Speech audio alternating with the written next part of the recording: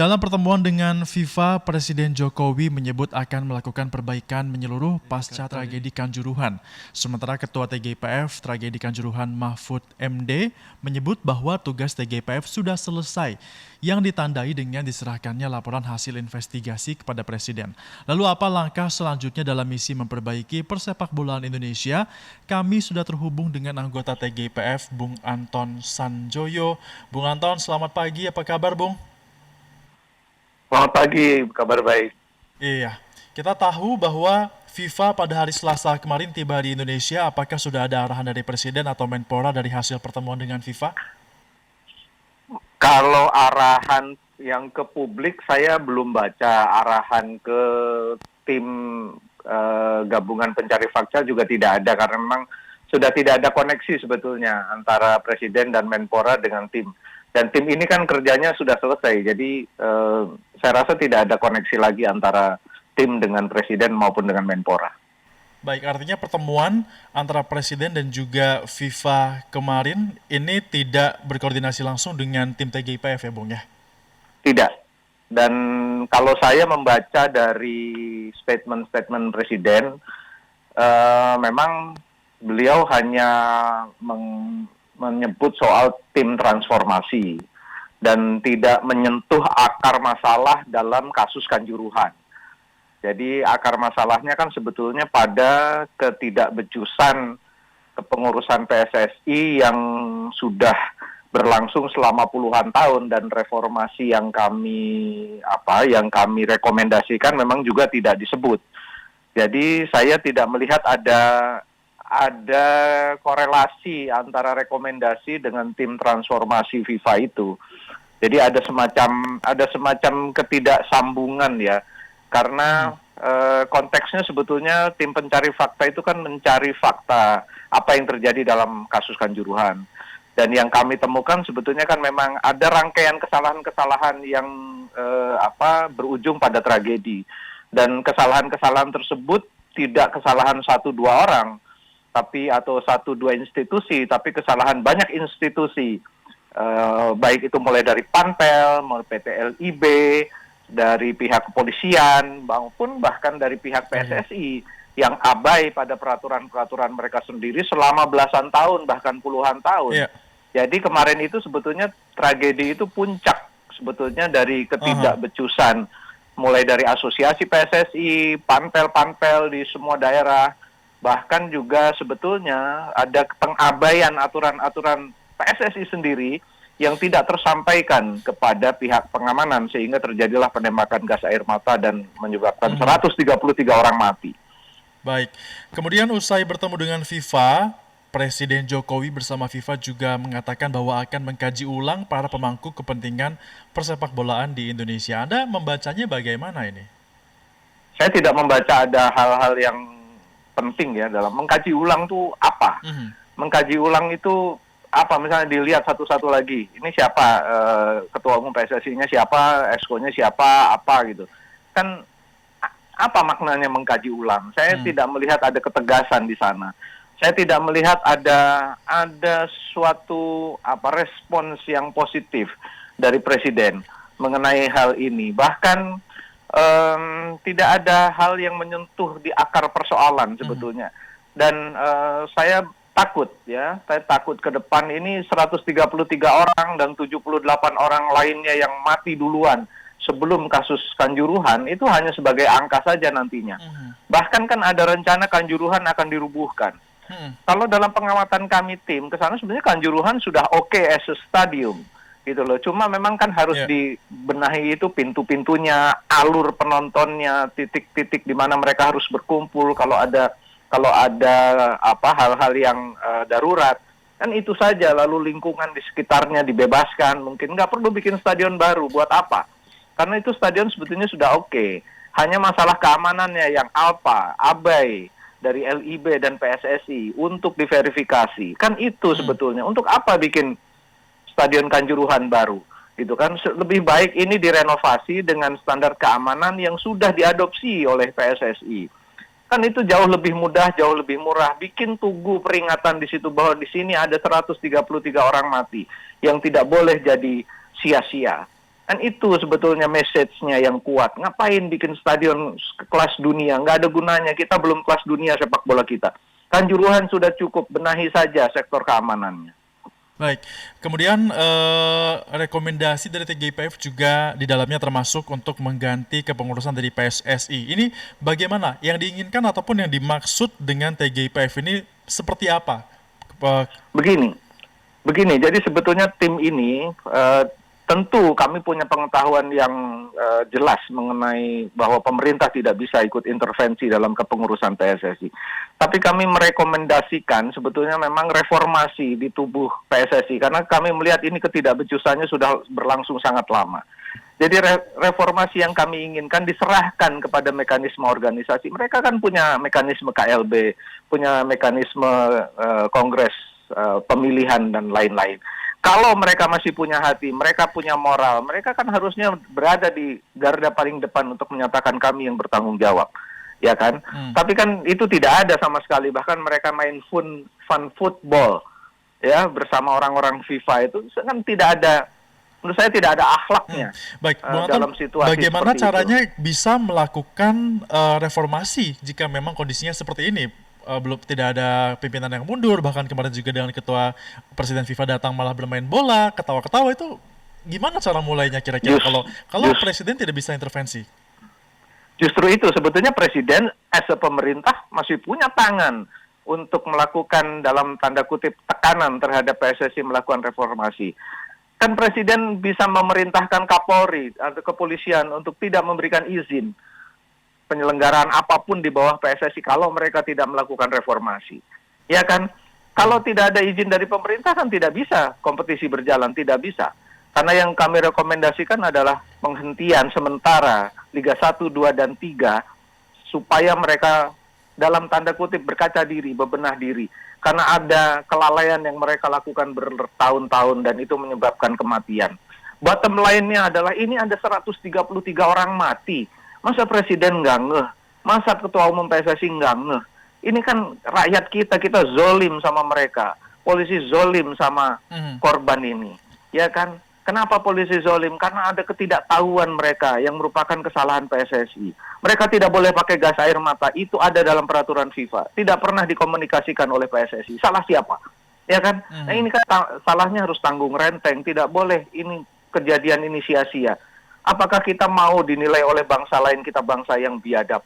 Ya kan, karena kita membantai 133 orang tanpa ada respon yang benar-benar bisa dikategorikan manusiawi. Itu loh, malah membangun stadion baru untuk apa?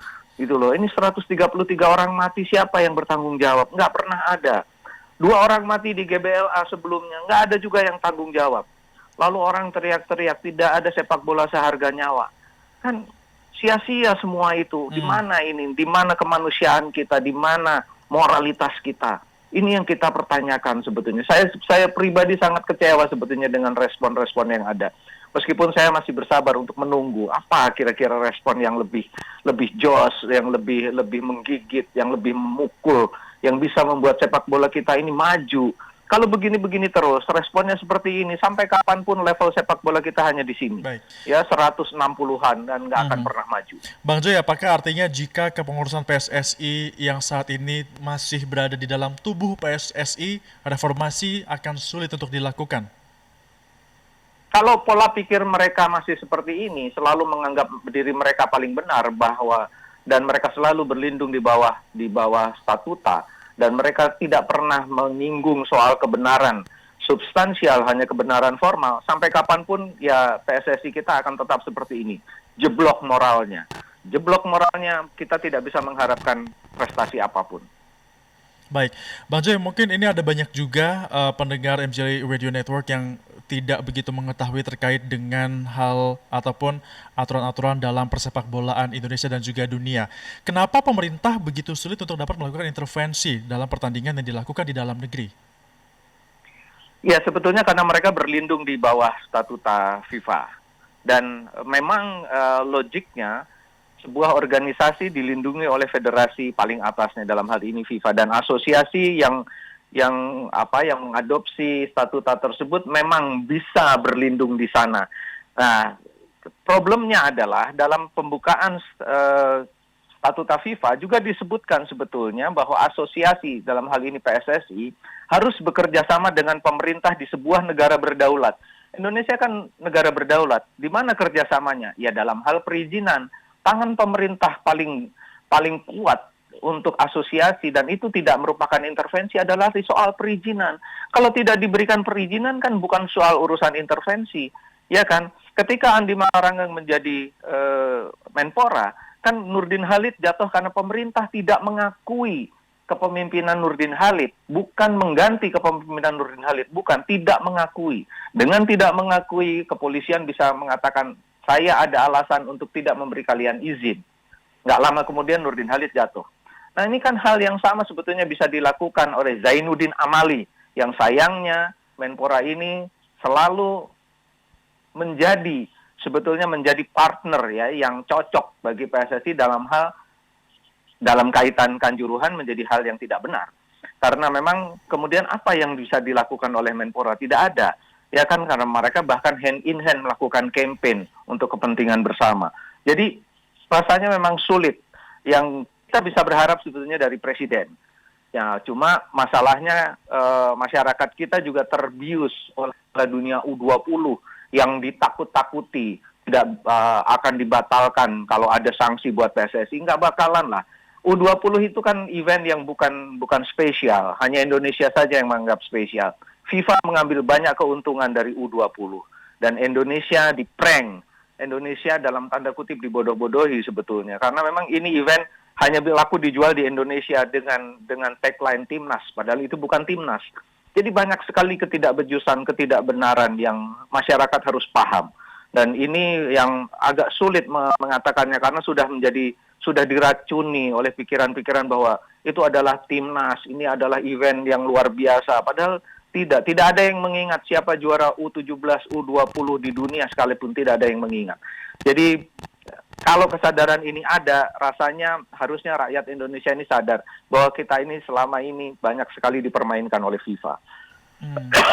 Baik, kemudian kalau kita melihat statuta FIFA yang memang ini begitu mengikat di dunia olahraga khususnya di persepak bolaan di Indonesia, apakah ini juga yang menjadikan PSSI kurang peka terhadap beberapa kasus yang melibatkan korban meninggal dunia? Betul. Dan statuta FIFA ini adalah racun sebetulnya bagi dalam konteks kemanusiaan ya. Untuk konteks organisasi barangkali kuat. Tetapi untuk konteks kemanusiaan, sama sekali tidak ada. Bagaimana mungkin PSSI melepaskan tanggung jawab ini karena mengacu kepada statuta FIFA? Nggak masuk akal. Baik, kemudian kita akan, tadi juga Bang Joy sempat menyinggung soal pertemuan yang dilakukan, ada pertandingan persahabatan antara Presiden FIFA juga dengan Ketua Umum PSSI, di mana ini menjadi hal yang diperbincangkan oleh warganet, banyak juga yang melihat ini sebagai suatu hal yang negatif, yang menyatakan tidak peka dengan korban yang terus bertambah, apalagi pertandingan ini juga berdekatan waktunya dengan saat pemeriksaan yang seharusnya menjadi jadwal pemeriksaan antara Ketua Umum PSSI terkait dengan tragedi Kanjuruhan di Jawa Timur. Bagaimana Anda melihat ini, Bang Joy? Ya, memang mereka bukan saja tidak PK ya, mereka betul-betul tidak punya moral karena PSSI dan FIFA tidak melihat ini adalah sebuah tragedi dan itu tidak harus dirayakan dengan fun football. Jadi saya pribadi menilai mereka sama sekali tidak bermoral. Bukan saja tidak PK tapi juga tidak bermoral. Tidak peka dan juga tidak bermoral. Lantas harus PK Mas, PK bukan peka. Mas, ini ada juga yang mengatakan bahwa pertemuan ataupun pertandingan persahabatan ini yang meminta adalah presiden dari FIFA itu sendiri. Lalu bagaimana ini? Apakah memang dari FIFA-nya sendiri tidak sepeka itu? Jadi tujuannya ke Indonesia buat apa kira-kira? Ya, saya menduga FIFA memang merasa bersalah dalam tanda kutip karena membiarkan sebetulnya apa yang terjadi di Indonesia ini sudah berlangsung bertahun-tahun. Saya yakin mereka tahu bahwa setiap pertandingan sepak bola di Indonesia ini selalu ada polisi. dan selalu ada polisi dan bersenjata lengkap dalam tanda kutip itu full gear ya. Dan itu sebetulnya dilarang dalam statuta FIFA.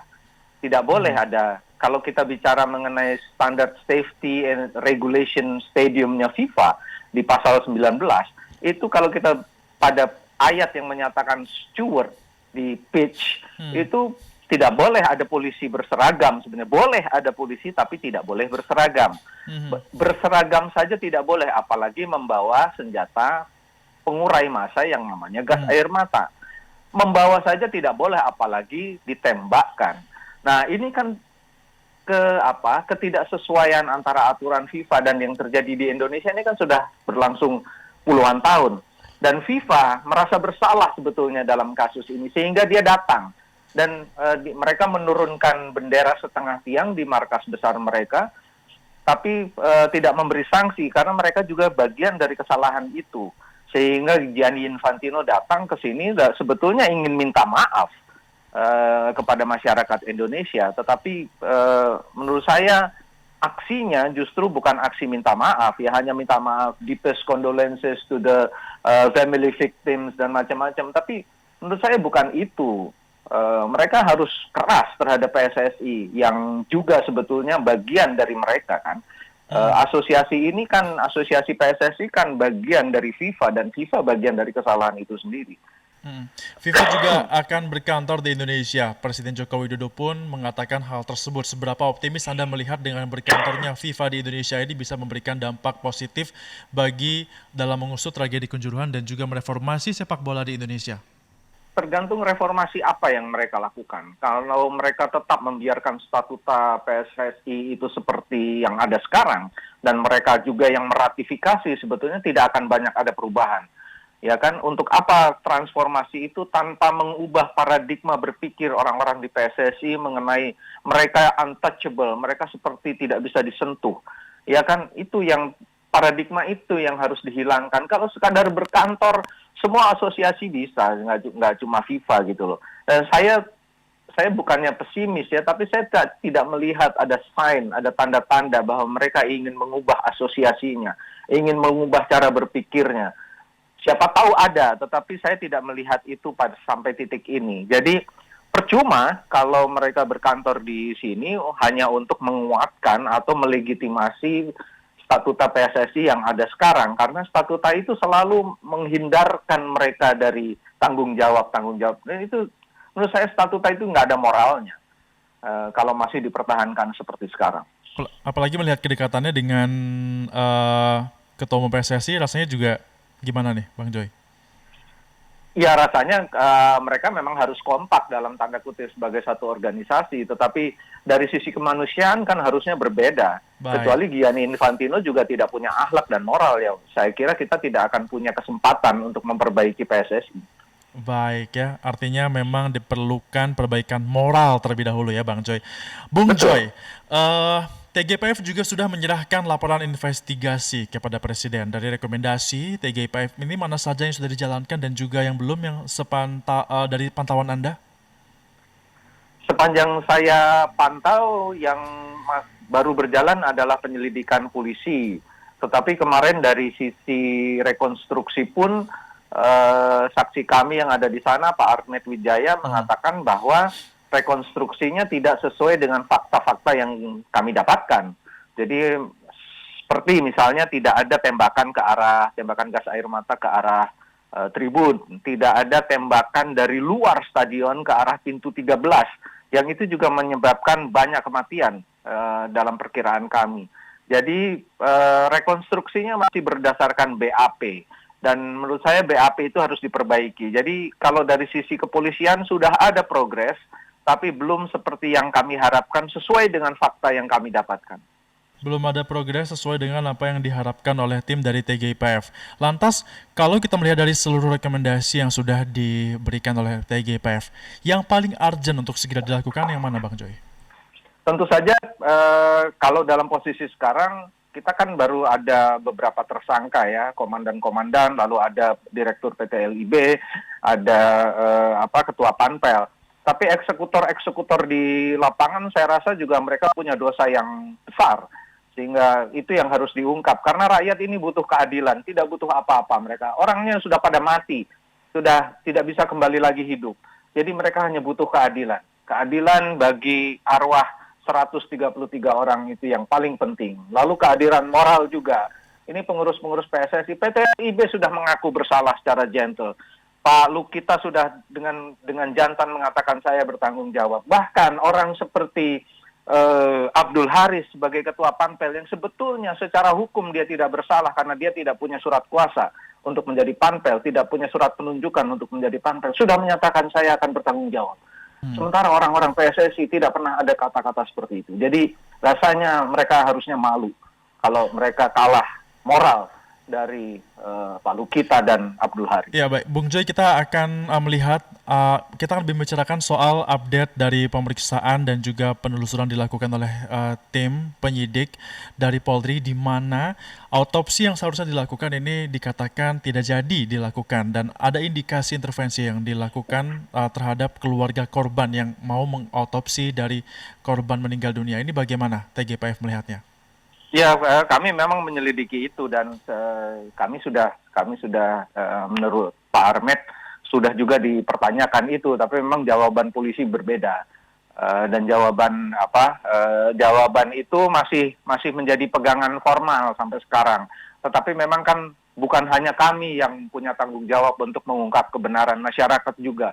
Jadi kami mendorong juga pihak korban, pihak LBH atau siapapun yang masih ingin kebenaran ini terungkap juga harusnya bergerak sama seperti tim pencari fakta. Baik, terakhir Bung Joy, mungkin ada pesan dan juga harapannya yang ingin disampaikan? Ya, saya sih berharap terutama kepada Presiden Jokowi ya punya ketegasan dalam hal ini, karena saya melihat bahwa memang ini sudah puluhan tahun PSSI berada dalam sebuah negara sendiri. Mereka seperti negara di dalam negara, dan itu tidak boleh terjadi karena negara harus jauh lebih berkuasa daripada mereka. Itu saja. Baik ya, tentunya kita harapkan agar ada reformasi dan negara harusnya lebih di atas ya daripada kekuasaan ataupun statuta FIFA. Terima kasih atas informasinya, Bung Anton Sanjoyo, anggota TGIPF, sudah bergabung bersama kami di MG Radio Network dalam Morning Traffic. Selamat beraktivitas kembali dan juga salam sehat selalu, Bung Anton. Terima kasih.